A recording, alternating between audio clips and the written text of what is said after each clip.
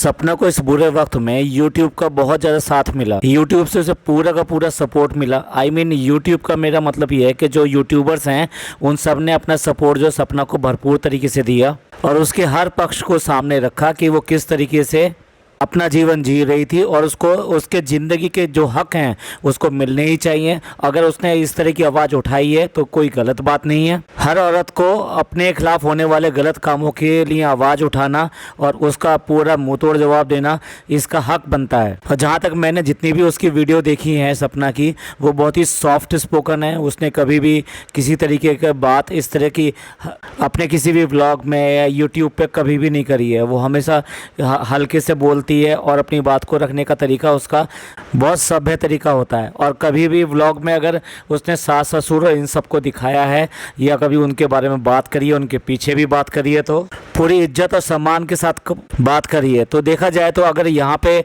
अगर उसके बारे में देखा जाए कि वो किस तरह की महिला है तो आप जान सकते हैं कि वो एक अच्छी ह्यूमन बीइंग दिखाई देती है। उसका व्यवहार कहीं से भी आपको अखरेगा नहीं।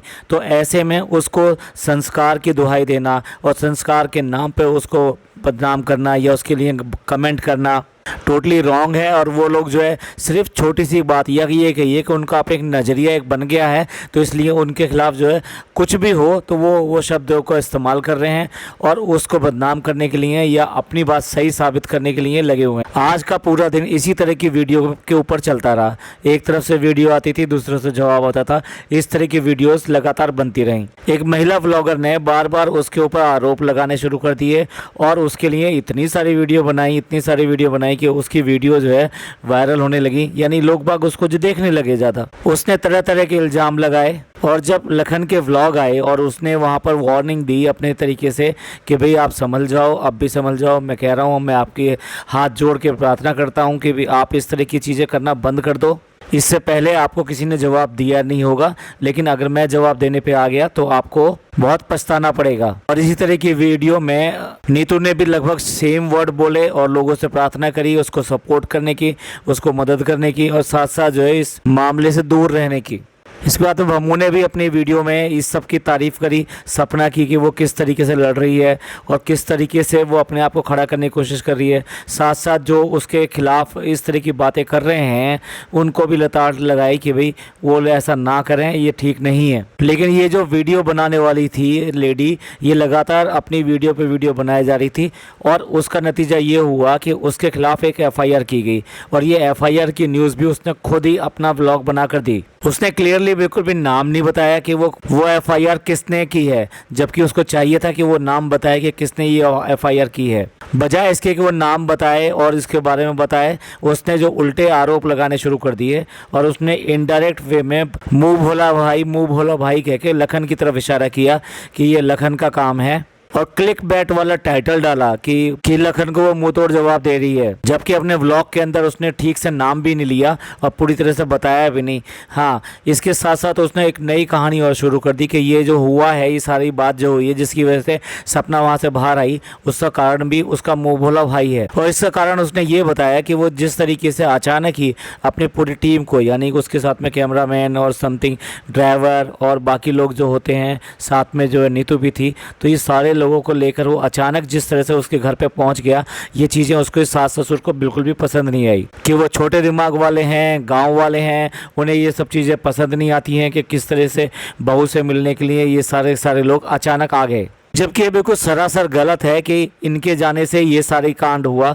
जबकि देखा जाए तो इनकी तनातनी तो पहले से ही चल रही थी और इसी वजह से उसने तंग आकर अपनी किचन जो है ऊपर की थी। ऐसा नहीं था कि किचन उसने शौक में या अपनी मर्जी से ऊपर लेकर गई थी। पर लोगों का तो कहना है ना, वो कहीं ना कहीं किसी ना किसी बात को जोड़ते रहते हैं और दूसरे के ऊपर आरोप लगाते रहते हैं। आरोप लगाने में जाता क्या है, वो बात दूसरी है कि जहाँ वो इस तरह की वीडियो डाल रही थी तो उसके बारे में भी लोग बाग वीडियो डाल रहे थे कि वो किस तरह की औरत है और उसका पास्ट कैसा रहा है, उसका हस्बैंड कैसा रहा है। चलिए, उस गंदगी में हम नहीं जाना चाहते कि उन दोनों के आपस में किस तरह के संबंध रहे और किस तरह से एक दूसरे को उन्होंने इसी यूट्यूब पर आकर एक दूसरे को जलील किया। अब उसने इस तरह की बात कही कि ठीक है, मुझे जेल करवा दे, मैं नहीं डरती इन सब चीज़ों से, और अब तुम देखना मैं ये करूँगी, मैं सारी बात बताऊँगी, सब जाऊँगी और मैं वहाँ पर भी जाऊँगी, मैं सारी चीज़ें पता करूँगी। और इसके बाद फिर शाम को भी एक लाइव हुई और लाइव जो आई, लखन लखन जो अपनी फैमिली के साथ लाइव आए और उसमें लखन के साथ साथ भमू भी थी और पाई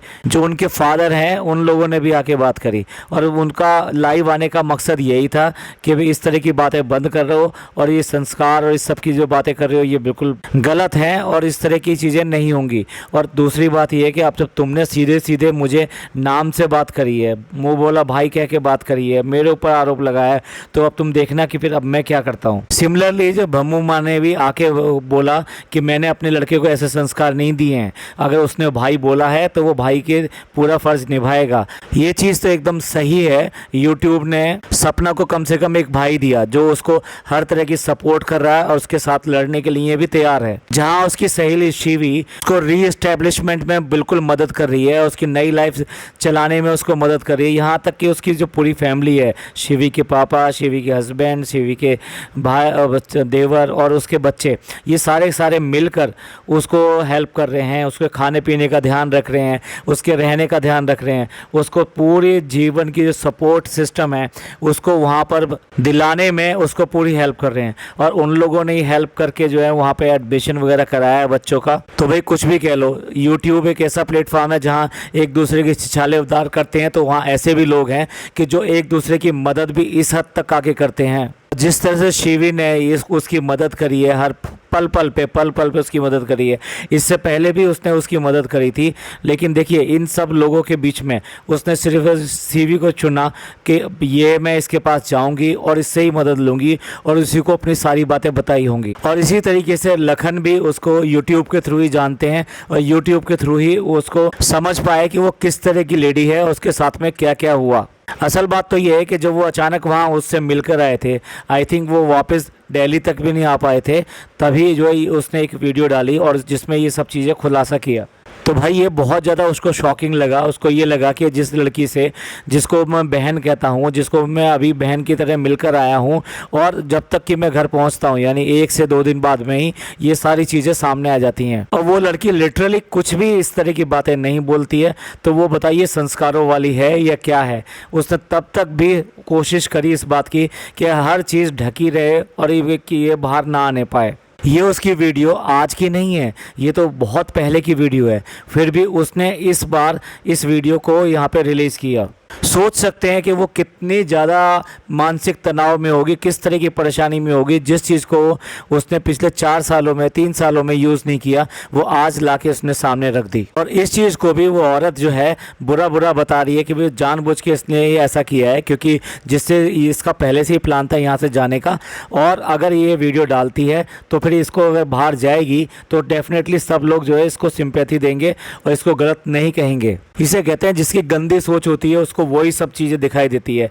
कई चीज़ें तो पता नहीं कहाँ से स्टोरी बन के सामने आ जाती हैं और यूट्यूब पे ऐसे आ जाते हैं बात करने के लिए जैसे वो इन सब चीज़ों को जानते हो या उनके सामने घटित हुई हो।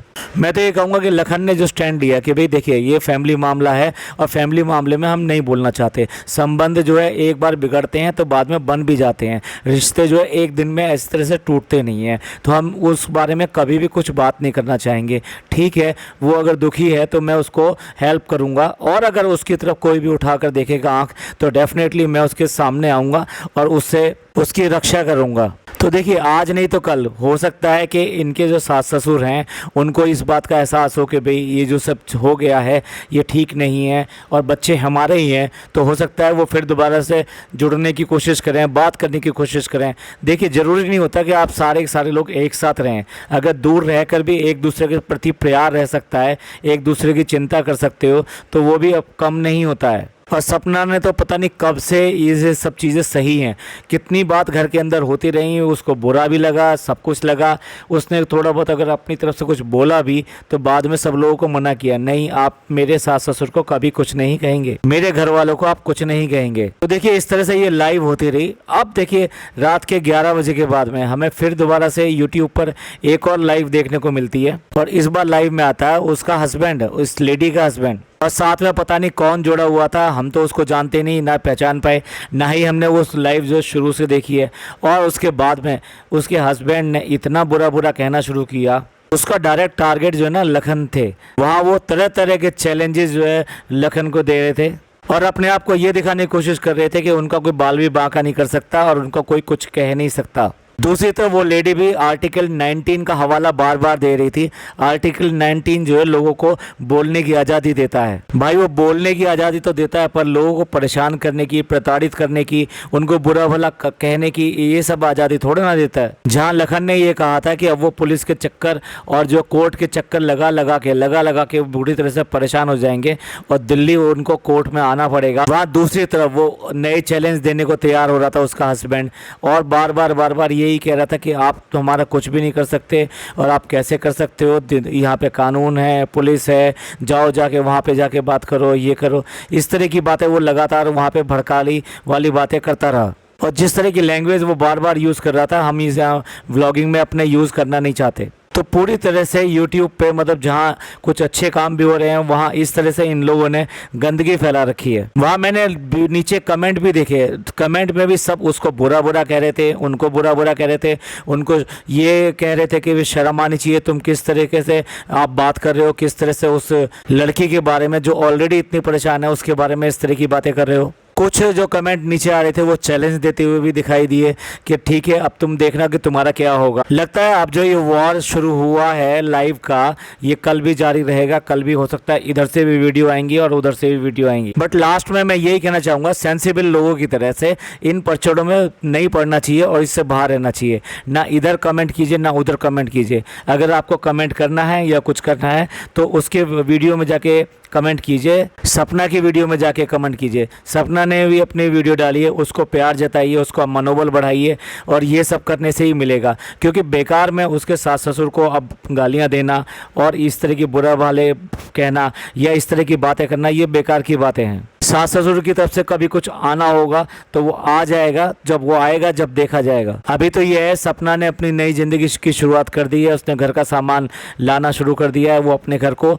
एक घर बनाने की कोशिश कर रही है। बच्चों के एडमिशन करा दिए हैं, अब जल्दी ही उसके बच्चे भी स्कूल जाना शुरू कर देंगे। बड़ा मुश्किल होता है इन महीनों में बच्चों का एडमिशन कराना, लेकिन चलो थैंक्स टू सीवी जिसने कि उसको पूरी तरह से मदद करी और उसका बच्चों का अच्छे स्कूल में एडमिशन हो पाया। चलिए एंड करते हैं इस पॉडकास्ट का। ये पॉडकास्ट आपको अच्छा लगा हो तो प्लीज़ लाइक कीजिए, सब्सक्राइब कीजिए, शेयर कीजिए। थैंक यू, धन्यवाद, शुक्रिया।